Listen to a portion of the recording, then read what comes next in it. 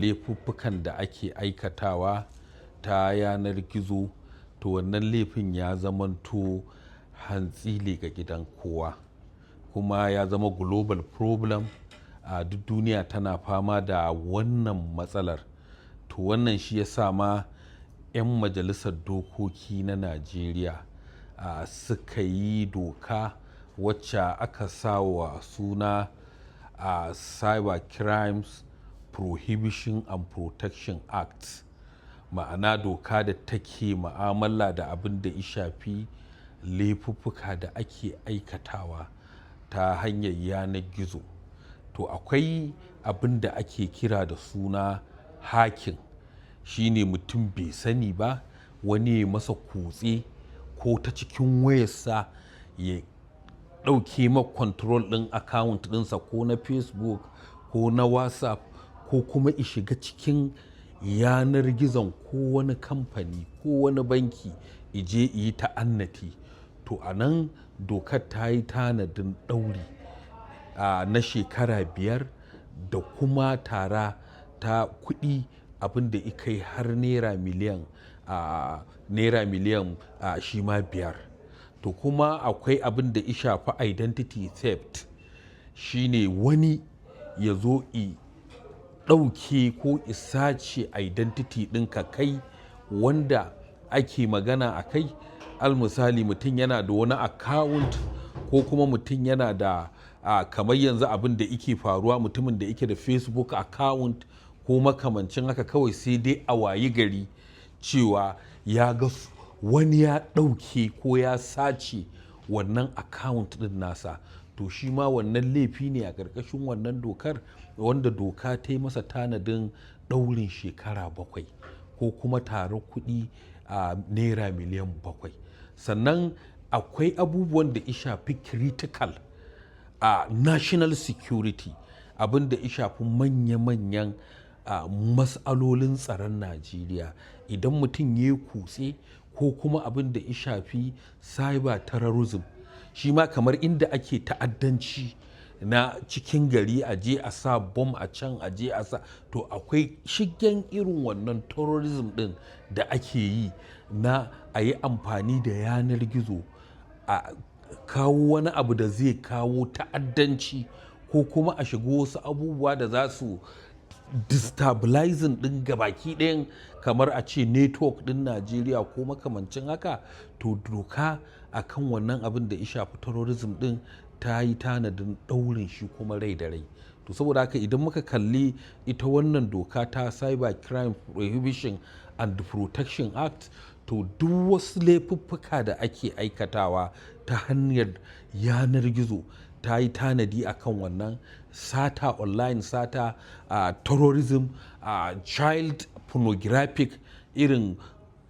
a ce hotunan ƙananan yara na abin da ya shafi batsa ana amfani da yanar gizo domin isar da waɗannan saƙuƙukan. Duk wannan dokar ba abin da bata kalla ba, ta zama kamar hantsi leƙa gidan kowa, inda su masu aikata laifin suke bin hanyoyi daban-daban. To ita ma kuma haka dokar ta bi hanyoyi daban-daban domin ta yi addressing ɗin problems ɗin da al'umma yanzu suke fuskanta na 'yan ta'adda da scammers. Wannan shine ake ce masa cyber deception, abin da ya shafi yaudara ta yanar gizo. To saboda haka yanzu nan wani ya kirawo ka ya ce gashi ana buƙatar wani pin number ɗinka, ko kuma a'a ga wani nan ni adadin kuɗin da zan iya tura wa mutane ya ƙare, amma kai tura wa wane da wane kuɗi a akawun ɗinsa. To duk wannan ya shiga cikin kunshin irin wannan laifuffukan, wanda shi ma tanadin da doka ta yi shine akwai ɗaurin shekara 7 ko kuma tarar naira miliyan 7. To kuma ba a iya nan dokar ta tsaya ba, akwai possibility idan bacin kotu ta yi hukunci a ba da order for restitution, cewa kuɗin da aka karɓa, kuɗin da aka yi zamba cikin aminci, wanda ya rabu da kuɗaɗensa kuma in addition to zaman kurkuku ko tara, sai an dawo da mutum wannan kuɗaɗen nasa. To shi ma wannan dokar ta kalle shi. akwai dokokin da suka shafi a cheating, akwai dokokin da suka shafi a criminal breach of trust and cheating, akwai zamba cikin aminci, akwai abin da ake ce masa obtaining by pretense. Dokoki ne dai daban-daban wanda kuma kin ga yanzu wannan ma'amala ne aka yi da mutum gani gaka, wanda kuma al'umma yaudararsa aka yi, suka ba da kuɗinsu da zuma za su karɓi wannan, shi ake kiransa da laifin criminal breach of trust and cheating, ma'ana laifin zamba cikin aminci da kuma ha'inci. To shi ma tanadin da doka ta yi masa daban ne. Idan muka kalli dokar penal code za mu ga a fayyace ta yi tanadin irin waɗannan laifuffukan, cewa shi ma kuma wanda ya aikata irin wannan laifin ga irin hukuncinsa, tunda shi wannan laifi ne ya haɗa da na farko shi mutumin da kuka yi ma'amala da shi ka yadda da shi har ma ka miƙa masa wani abinka, to bisa wannan amanar shi kuma ici amana zamba cikin aminci, to shi wannan ya bambanta da laifin shi kuma wannan cyber crimes, laifuffuka da ake aikatawa na zamba cikin aminci, wanda kuma idan muka kalla proliferations ɗin waɗannan laifuffukan, yaɗuwarsu, talauci da ƙaƙa na kayi da aka sa al'umma a ciki, duk yana daga cikin abin da yake taka rawa na wajen yawaitar waɗannan aikata laifuffuka. A kwanan nan akwai 'yan ƙasar China da wasu ƙasashen turai da aka kama a jihar Lagos cewa sun kama gida guda, sun kai wajen 300 ko sama da haka, sun kama gida guda suna ta amfani da wannan cyber crime da kake magana, suna damfarar mutane, suna kwashe ta kuma ya bayanai, suna amfani su. Ina jin a ɗazu an musu hukunci ya ce za a mai da su ƙasashen su wannan nan doka bata ba da dama a hukunta su a ƙasar da aka kama su. Wato shi a shari'ance akwai wani abu da ake kiransa territorial jurisdiction, shi ne yanki a inda laifi ya faru. Yanzu kotunan Najeriya ba su da hurumi su iya wa ɗan Najeriya hukunci da ya aikata laifi a China ko a India, saboda inda laifin aka aikata ya fita daga cikin area da kotu take da hurumi. To wannan shi kansa ɗan China ba shi da kotun China a yanzu, ko ɗan India kotun India ba ta da damar da za ta iya wa ɗan ƙasarta hukunci a bisa laifin da ya aikata a Najeriya. To saboda haka ni na rasa gane hikimar mahukunta. 'Yan Najeriya da suke aikata laifuffuka a wasu ƙasashen ba irin wannan treatment ɗin ake musu ba, sai dai idan abu guda ɗaya ne ya faru. Akwai laifin da ike da gaɓoɓi guda biyu, shine abin da ya shafi hurumi. Akwai laifin da ike za a ce ga initial element of the offense da kuma subsequent element of the offense. Kamar yanzu al misali mutumin da daga takadiri daga Kano ya aika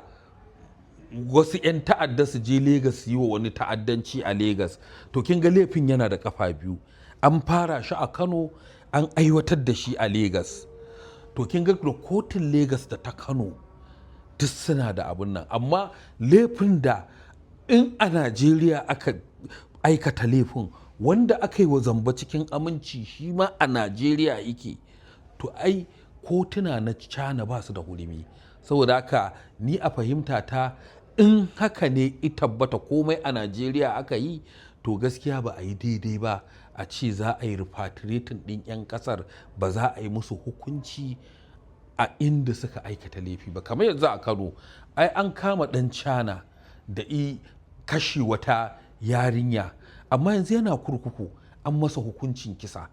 In kika ga ɗan ƙasar waje an ce a yi repatriating ɗinsa a mai da shi ƙasarsu da aka haife shi don ya fuskanci shari'a, to sai dai in ya zo Najeriya a matsayin jakada ko a matsayin envoy, memba na ma'aikacin embassy jakadanci, to shi irin wannan wanda ike jakada ne ko ma'aikaci a embassy ko kuma wani wakili na ƙasarsa izo, ba wai a ordinary mutum ɗan kasuwa ba, to su waɗannan jakadu akwai kariya da doka ta basu na diplomatic immunity, kariya da aka bawa ma'aikatan jakadanci. To amma su ma idan suka koma ƙasarsu ba su ci bilis ba,